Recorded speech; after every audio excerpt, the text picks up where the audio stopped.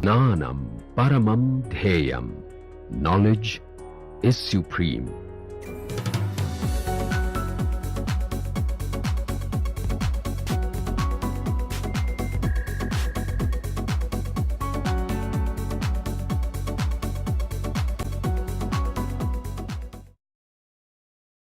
So, we have seen the fundamental theorem of Galois theory and its proof. Now, I want to illustrate this fundamental theorem by some examples.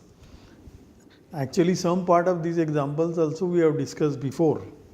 So, the first example is about finite fields.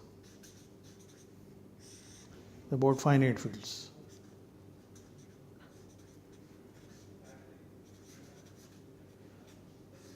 So, let us recall that suppose K is a finite field,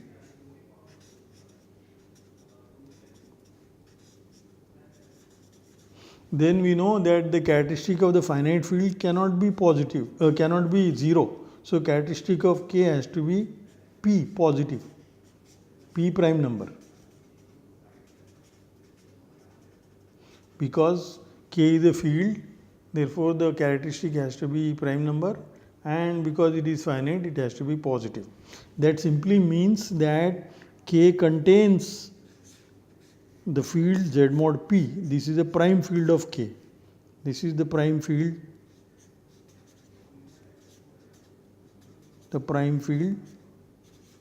of characteristic P. And then the degree of the field extension has to be finite.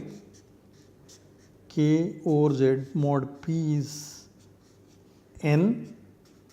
Then the cardinality of K has to be P power n, P power this,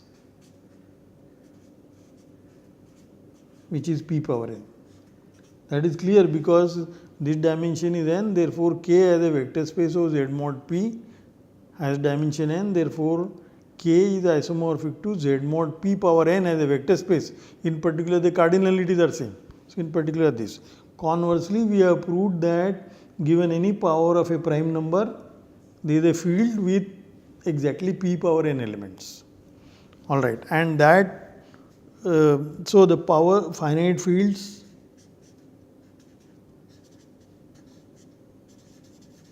have cardinality, power of primes, powers of prime numbers, and conversely, given any prime power Q, P power n, there exists a field Fq. They are denoted by, this is the field, finite field with Q elements. And you know, this finite field is nothing but the zero set of the polynomial x power q minus x, and this polynomial have all the zeros inside this field Fq. And also we have checked that any two fields of the same cardinality are isomorphic as fields. In fact, they are isomorphic over the prime fields. So, this is a brief discussion about the finite fields. And then now if I take a field extension Fq power n over Fq. Now Q is a power of prime, that Q is power of prime.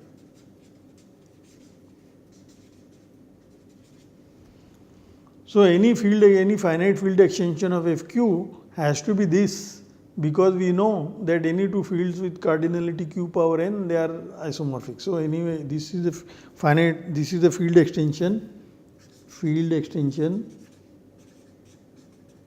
of degree n. And first of all, note that I want to show that this extension is Galois extension first. So that is because look at, there is a map from fq power n to fq power n. This automorphism is very important. It is denoted by fq.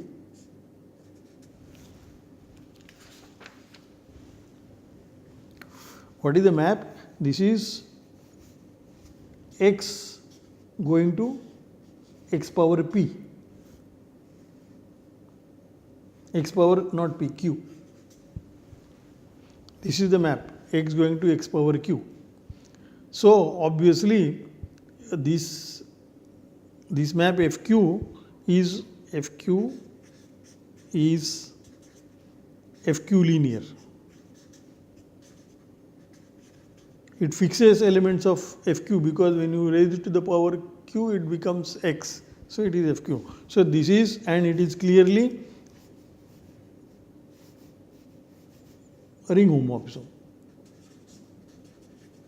In other words, I am saying that this fq is indeed an element of the Galois group of fq power n over fq.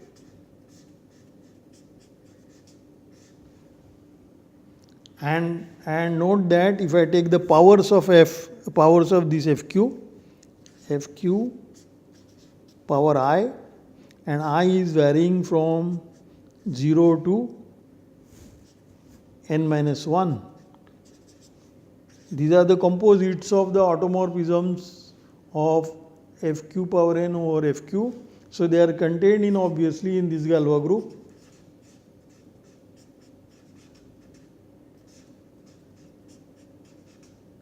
And they are clearly different because what do the x, fq, fiq, where do x go under this? These go to x power q power I.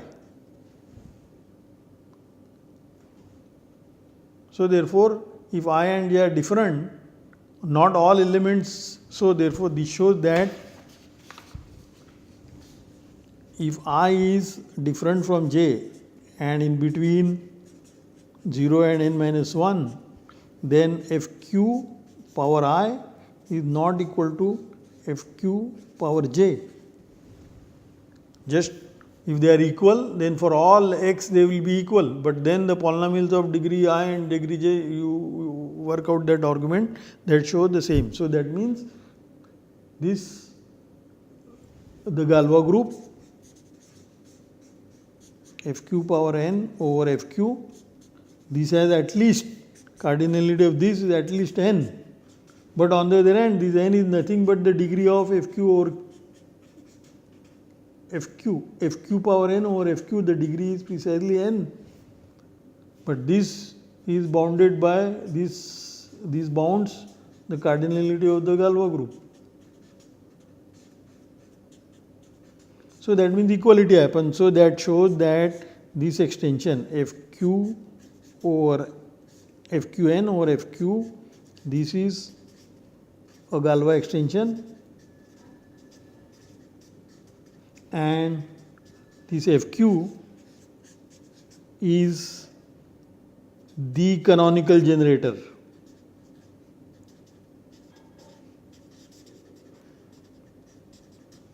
of this Galois group.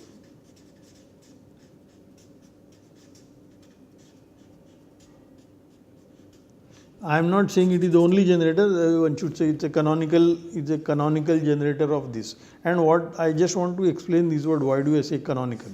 So in particular this group is cyclic. So therefore finite field extension, the Galois group is cyclic. It's a Galois extension with Galois group is cyclic. So before I go on, I want to explain this word about canonical. So look at the cyclic group. So Z mod m, where m is some non-zero natural number. We know this is a cyclic group. Cyclic group under addition of order n. Order n. This group has many generators, and when we say that this cyclic group, this element generate the cyclic group, that means we have a choice, and the choice involves how many elements? We know this group has phi-m generators.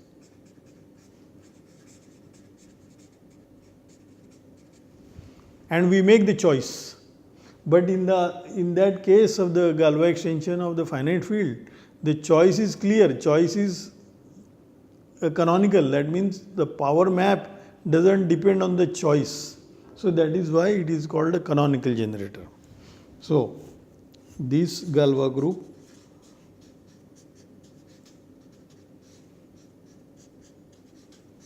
is cyclic of order m, n, this is n, this is n. Now the fundamental theorem says that the subgroups of this group and intermediary field extension. So what are the intermediary field extension? Fq power n over Fq.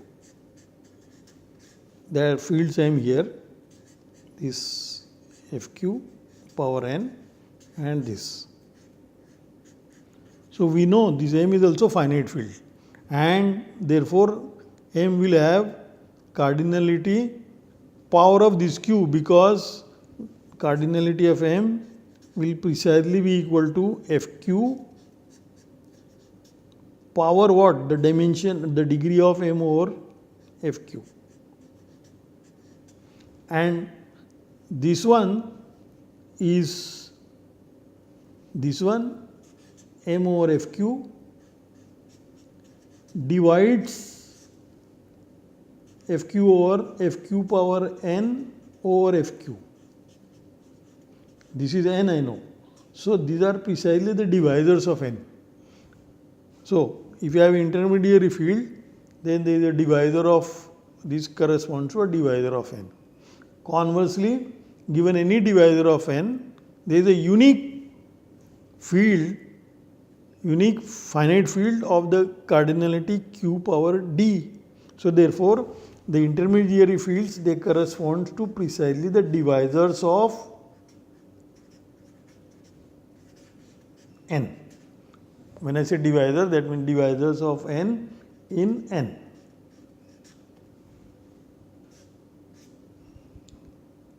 They precisely one-to-one correspond. Given any divisor, there is a finite field of that p power d elements, and because they are unique, it's an intermediary field. Conversely, given any intermediary field, there is the degree of that field extension over the base field Fq will have divisor of n. So these are one-to-one correspondence with the divisors of n. Now what are the subgroups? The subgroups of Galois group of Fq power n over Fq. So this is now subgroup. This is a cyclic group of order n. And we know, given a cyclic group of order n, what are all the subgroups? Given a divisor d, so they also corresponds to divisors of n. So when I say divisors of n, they are always in natural numbers. So how? So given any divisor d, I want a subgroup of order d. So what do? You take a generator x, generator G generator of the group. Let's call this group as G. Generator of G. Then you raise this G to n over d and take the subgroup generated by that. So this subgroup will have order d. So given a divisor, we have a subgroup of order d. Conversely, given a subgroup H of G, Lagrange theorem will tell you the order of H will divide the order of G. So that gives this bijective correspondence. So therefore, the Galois correspondence, which gives the bijective maps from the intermediary fields and subgroups of the Galois group, this is so natural. They are only the divisors of the extension. So there is not much to study in this case, but what is more important I will show you later in the later lectures, how to choose primitive elements. How to choose primitive elements for the intermediary fields. That was precisely done by the Gauss, and that was known as Gauss periods. So, how to compute them, that we will learn later. Now, the second example, very important again, is about the roots of unity.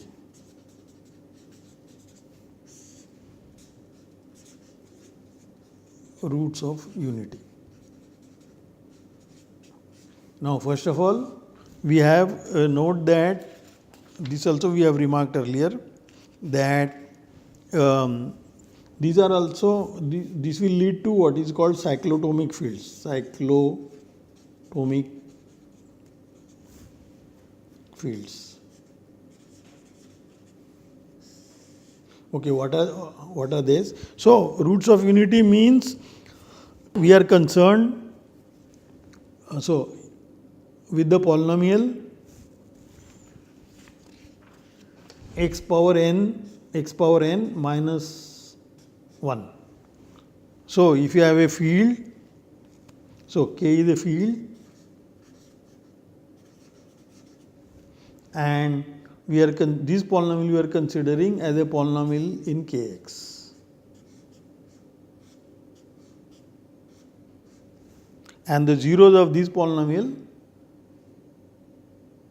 so I use Kroneker's theorem to say that there exists a field L, finite field extension,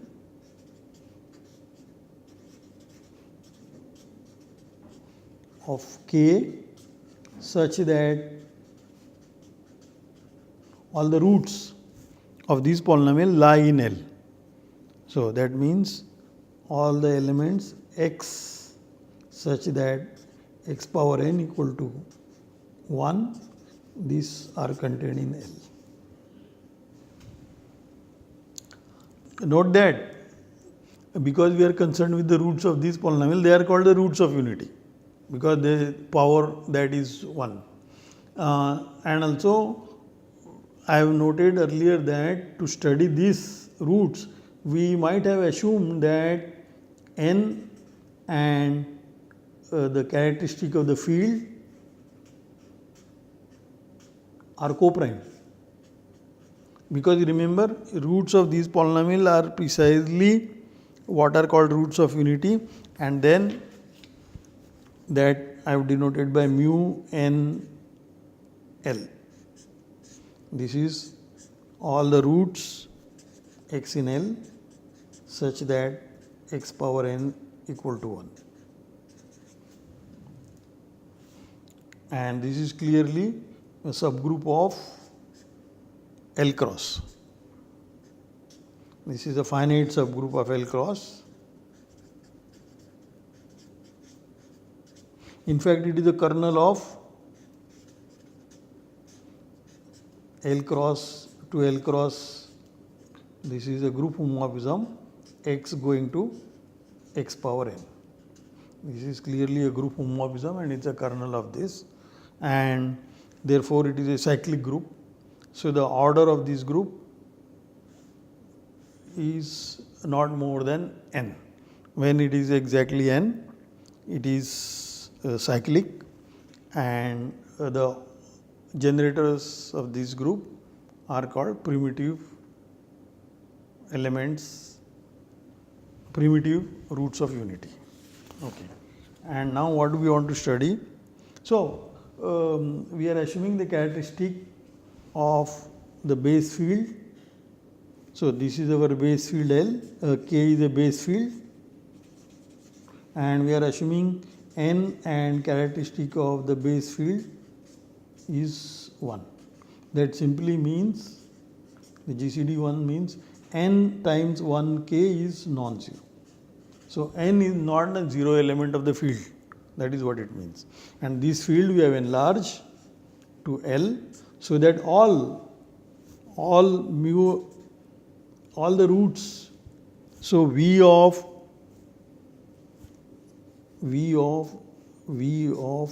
x power n minus 1, they are all all are there. So this is mu n L is precisely this. And we know that this is a finite extension.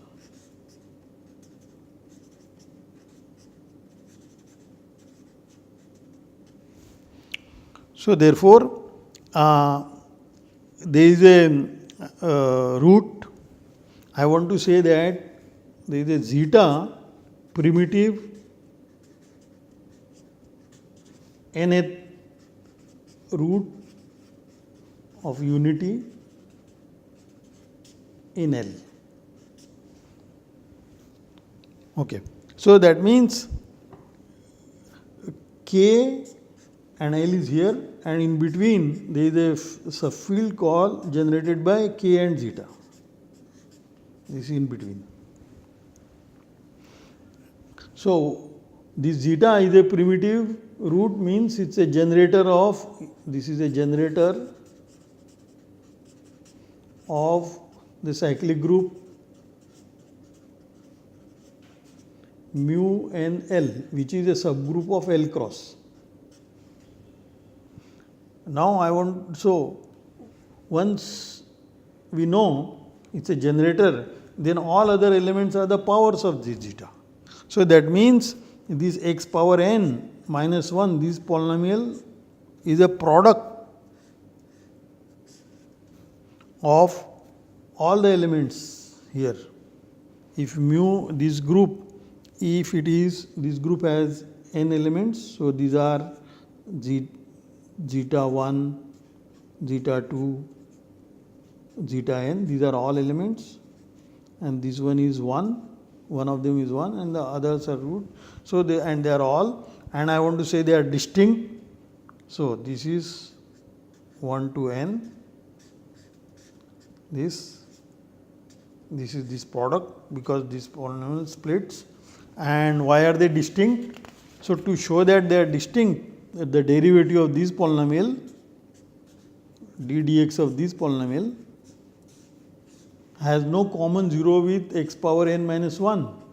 But what is d dx of, or in other words, this polynomial and this polynomial, they are co-prime. So this is what? This is n times x power n minus 1, and n is non-zero in K, and the roots only are 0, and they are not roots of this. So therefore none of the roots are common, so they are distinct. And not only that, directly from here also we will say that the order of the element zeta equal to n. That is because, you see, it is, you look at this x power n minus 1, this x minus zeta is one of the roots, so it will come out as a factor. And what is the remaining factor? X power n minus 1 plus zeta x power n minus 2 plus zeta power n minus 2x plus zeta power n minus 1. This is clearly, this product is clearly equal to this, because x times this is x power n. This one minus zeta times x power n minus 1, this is going to get cancelled with this, cancelled with this term.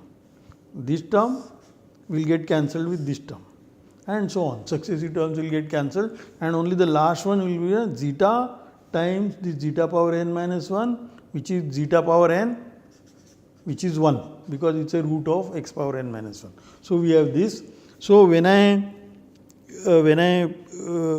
look at, when I put x equal to zeta in this, what do I get?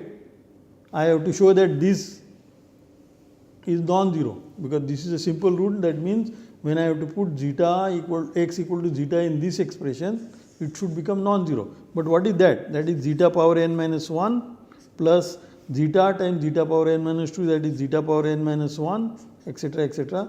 Zeta power n minus 1, this is nothing but n times zeta power n minus 1. N is non-zero in the field K. Therefore, this is, if this after putting x equal to zeta, if it were 0, then zeta power n minus 1 will be non-zero. So this implies zeta power n minus 1. So that implies zeta is a simple root. So order of zeta equal to n. It's a simple root. All right. Actually, therefore, this polynomial x power n minus 1, this is product x minus zeta power I. I is from 1 to n.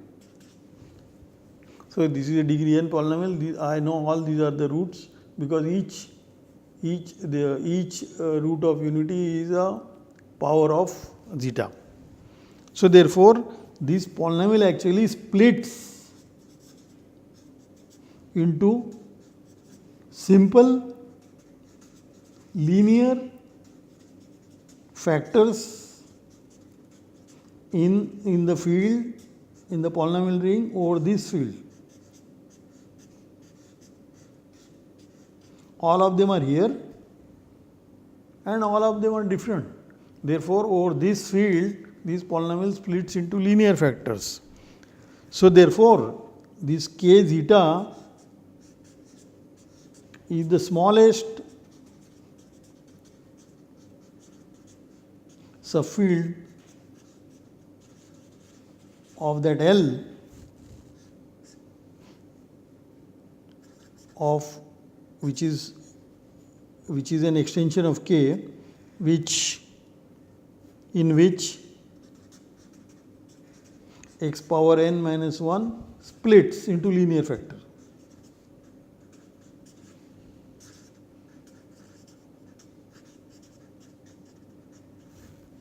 So this is also called, that means, let me use the word, that means k zeta is the splitting field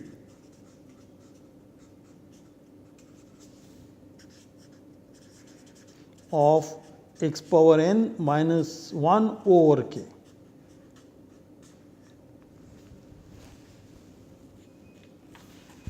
And now what do I want to prove? So therefore, k zeta over k is a Galois extension.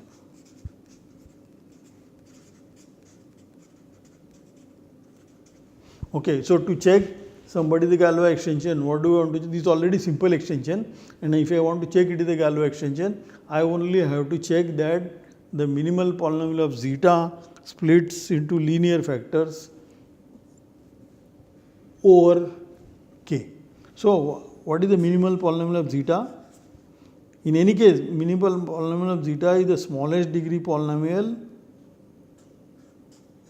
where zeta is a root. But one polynomial I know definitely, this polynomial, this is also polynomial in kx, and this polynomial also has zeta as a root. So therefore, this minimal polynomial has to divide this in kx. So it divides in kx, but we have noted that this polynomial factors into simple linear factors over this field. Therefore, all the roots of this polynomial lie here and they are simple, and this one therefore so is true for minimal polynomial also. So minimal polynomial of zeta over k also splits into distinct linear factors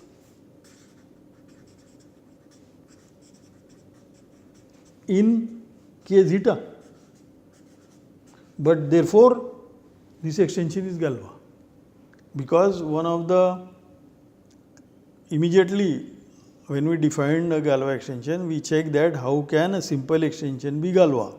That is when you only have to look at the minimal polynomial, and the minimal polynomial should split into distinct linear factors over that field. So which is true in this case, therefore it is a Galois extension. So the next question therefore is, what is the Galois group? So what is Gal k zeta over k? and we don't know yet what is exactly the degree. We only know this is a Galois extension. We don't know this should be, we know that this order of this Galois group equal to the degree of k zeta over k. This we know because the field extension is Galois, and this degree of this simple extension is nothing but the degree of the minimal polynomial of zeta over k. But we don't know what is the minimal polynomial. So we want to know what is the minimal polynomial, and that we will do it next time, and that will also illustrate what is the Galois correspondence in this case, and what is the Galois group precisely, what is this group. Like in the case of finite field extension, we proved the Galois group is actually cyclic. In this case, what is exactly the Galois group? It may not be cyclic in this case, but we will prove it is an abelian group, and we will also calculate its order. Okay. So, we will continue in the next lecture about the analysis of the Galois group, its order and the structure. Thank you.